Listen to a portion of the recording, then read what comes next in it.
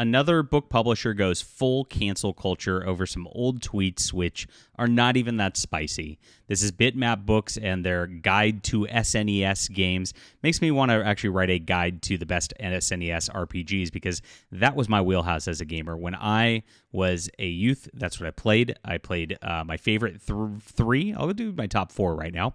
Were Secret of Mana, Super Mario RPG, super underrated. I know it's a silly concept, but like they did a great job on that. Chrono Trigger, of course, and Final Fantasy VI.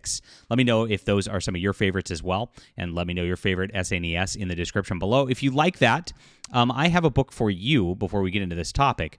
I wrote my For Steam and Country with a ton of references to SNES RPGs. This is my steampunk swashbuckling adventure right here. It's a 6-book series, totally clean, totally fun, good fantasy, about an airship crew that goes and fights monsters and gets embroiled in a war as this goes on. A bigger war breaks out. It's a lot of fun.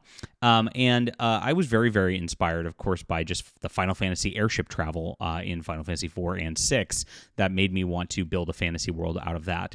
And so I did this here. I've got a great, great world, and this is a wonderful book series that is totally SJW free. So check it out. Support alternative books today. It's in the description below. And like I said, maybe I'll do an actual guide on SNES RPGs just to counter this at this point. The Definitive Book of SNES RPGs Volume 1. Let's look at this. The Definitive Book of SNES RPGs. Let's see how they did with this. So, okay. I don't even see it. It's coming up. Volume 1. Is this not on Kindle? I guess it's not. They don't even have on Kindle. Let's try just all the bookstore. This is the type of thing that a professional YouTuber would look up before actually recording things. Is this the one? Every game? No, that's not it. Okay. I don't even see it on Amazon. So this is pretty interesting. And this is actually colors things even more about how ridiculous of a virtue signal this is when we get into it. And here it is. They've got it on their own website. So they've got, it looks like a pretty nice print with a lot of images and the likes through here as a book and just a high-end sort of look on these RPGs. Pretty neat. Okay. However, it's not on Amazon, so I wonder how this is selling right now. This is what they said right here. Dear supporters of Bitmap Books, last week, after the launch of our latest book, the Definitive Book of SNES RPGs Volume 1, we first became aware of some historical comments made online in 2022 by the author, Moses Norton. So yes, this guy's getting canceled over some tweets in 2022. For everybody who says cancel culture is dead, wokeness is dead, this is still happening. And actually, anybody who's center-right is still blacklisted from publishing, blacklisted from gaming development, blacklisted from comics. The entire culture is like this, and we really need to organize better about this because the people out there who are telling you that it's all over and done have an agenda of their own. Which they're trying to pivot away from this because the algorithms on the social media platform don't like to cover this content at this point. That's all it's about. And so the influencers get influenced, and you have to be very, very careful about who you trust at this point. So we have spoken to Moses. He's agreed that Bitmap Books will donate all of his royalties present and future to charity. Now, this is pretty interesting. Now, when I was first canceled in 2016, this is my first cancel. I actually was with a publisher, and I had a book, it was called Star Realms Rescue Run right here. And where did we go? It's on Goodreads. It's out of print, obviously. I think I got like 10 copies left or so. If you're interested, you can message me. And this is my first book that I ever came out with. I was traditionally published. Star Realms is a card game, and it's an app, and it's a lot of fun. And I was brought in to do the novelization of this, putting this in here, and we had some. You saw Elizabeth Moon, a big sci-fi author, was actually put a blurb on the cover with this. Pretty cool stuff. Getting in with traditional publishing. Now, at the same time, this book came out on the first day of Trump's first of his 3 election victories, and when this came out, it was pretty quiet, and the first week did not do very well. I had no following at the time, and so this, despite being a Star Realms sort of thing, a lot of people just like did not come in on it. I really think they should have paired it with getting some bonus cards and things like that, because that's how you sell these sorts of products, but they didn't want to do that. So we just came out with this, kind of died on the vine. Nobody was buying book selection week. It was what it was. However, I actually wore a MAGA hat that night, and my editor wrote me this scrawling screed saying, you are going to never be published again. The publishing community knows who you are, and blah, blah, blah, blah, blah, to to tell me I'm a bad person for supporting Trump. And sure enough, she was right. I was never published again. She's blocked me now. She's of course had to virtue signal about that. Now, I was quiet about it at the time because I was scared. I was a new author. I didn't really have a following. I think this Moses guy has done a little more work in that point. And I stayed quiet for a few months until I realized that, like, my local convention where I was speaking at before was not having me speak anymore over this. And that's the point where I'm like, okay, I went out and said something. And a fellow named Vox Day let me use his blog, which gets hundreds of thousands of views a day, to talk about my experience here, how, like, my editor just threw me under the bus because of Trump, how I've been ostracized from publishing. I built all the contacts I'd been building and working on over the years, gone, all because I just voted a certain way. And that's exactly what happened. It was an innocuous post on my part, but these people all flipped out in unison and canceled me. And when this happened, this book, because they knew my name was on it, and that blog went viral, it sold thousands overnight. and it was like, great. So the funniest part about this is, much like the reaction here with this Bitmap Publishers, my publisher at the time called me and said, this is horrible. And I'm like, what? We're like in the top of Amazon rankings right now. Like, it hasn't sold yeah, but like, you're on that blog. That blog's promoting you. We have to do something. And I'm like, why do we have to do something? Let's just collect the money. Like, we're winning now. We just got free advertising.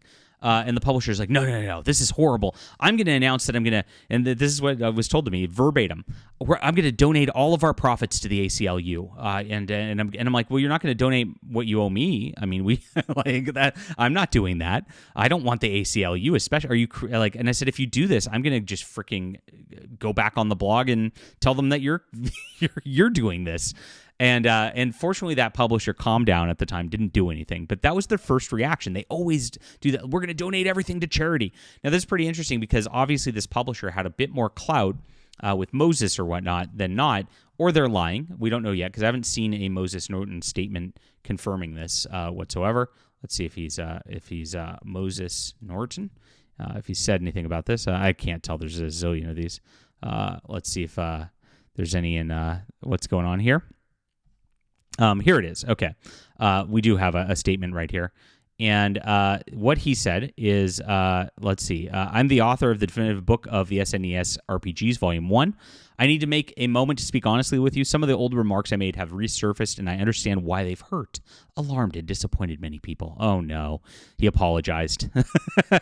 Those statements escalating from a simple argument over video games were wrong. I'm Hawaiian Portuguese on my mother's side and no stranger to her. Oh, gosh. Shut up. Well, now this guy's out. I mean, doing the apology and saying, I'm partially a minority is so cringeworthy. This is just as bad as what the publisher's doing. I'm not proud of these stupid, insensitive comments. To everyone I've disturbed with my past remarks, I'm sorry. I deeply regret and resent them. I also want to make it clear that my publisher, Bitmap Books, had no part in those remarks, was not aware of them. The comments were made long before any collaboration on my book began and do not reflect views, beliefs, blah, blah, blah. They have conducted themselves professionalism and inclusiveness. My past mistakes have nothing to do with the integrity and quality of their work. So, interesting on this. So, he said this, and he made this statement. And what I heard behind the scenes was there was somebody talking to him, actually talking about maybe suing the publisher over removing his royalties. But it does sound like they have actually agreed that, and he actually agreed to donate all of his royalties to charity, which is ridiculous. And since we've selected Special Effect, an organization that helps severely physically disabled people enjoy video games, oh gosh, through innovative use of technology. Ultimately, it's on our shoulders who we work with, so he takes full responsibility. We research all prospective authors before we begin working together. This is clearly an area where we need to further improve. But again, this is just an example where the publishing industry goes out there, and what do they do in these situations? They do litmus test people. If you made one tweet, and by the way, the tweet's like really stupid that they get into. When you get and you look at what he actually said, It was pretty stupid. I have the actual tweets right here as well. Yeah, I mean, they were a little insensitive and stupid, but this is ridiculous. Let's be honest, anything is a hoot next to mediocre gaming experiences of Super Nintendo, somebody said. Sure, if you're from a third world country, is what he said. Nintendo's still making condos. Where's Sega making a monopoly on Brazilian homebrews nobody cares about? Did you guys get the PS2 over there yet? So he's just shitposting here. Who boy, here comes cries of misogyny, fascism, and xenophobia. Oh my. And he just made some stupid jokes, and they don't seem to be that funny. But this is ridiculous to cancel him over. This is so light and so stupid. In 2025, it's just embarrassing. But like I said, the publishing industry does litmus test people. This is what they do. They want only extreme leftists involved in all of this stuff. They want to, of course, control the narratives by, of course, forcing that kind of leverage and that kind of political extremism on everybody else, and they think they can manipulate everybody else and strong-arm everybody else by this. It happened to me. It happened to this guy. This guy's complacent in it and actually apologizing and, of course, wanting to be a part of this. I told them, screw you. And I said, I'm not going to play this game. I'm not going to be a part of this whole establishment, and I'm going to work to burn this establishment down because it's evil. It really is truly evil. If people are going to be just held to a fire for something stupid like this for the rest of their lives, this is not a society that can function.